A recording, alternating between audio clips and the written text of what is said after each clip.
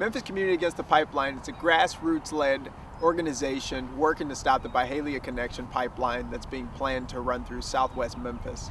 It's a crude oil pipeline company sending oil from Oklahoma down to the Gulf of Mexico with no benefit but lots of risk to the people in Memphis, our drinking water, and to the people along the route of that pipeline who are losing their land and a lot of their heritage too. So there are some specific risks to this pipeline. One that you have is the loss of people's land through the misuse of eminent domain. And so we have several landowners who are right now in court trying to protect land that they've had for decades and decades, even at a time when black folks in particular couldn't own land. So that's one of the risks, the loss of land.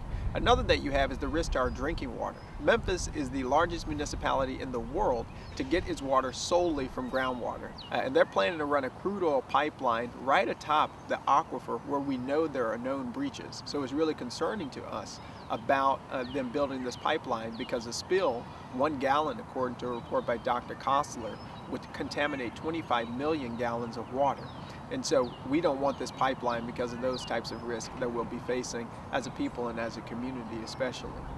Oh, and to add one more point, it'd be being built atop the New Madrid fault line. And so it's the most seismically active zone in southeastern part of the United States of America.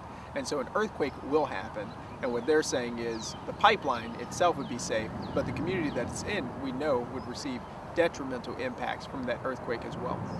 The goal of the co-founders, including myself, Kizzy Jones, Kathy Robinson, and the team of our coalition from Protect Our Aquifer to the Sierra Club of Tennessee, and obviously our wonderful friends at Southern Environmental Law Center, as well as Burt Porter and Johnson, is to stop this pipeline. We do not believe it is allowed under our Uniform Development Code. We do not think it should be allowed due to the risk that it poses to our drinking water supply.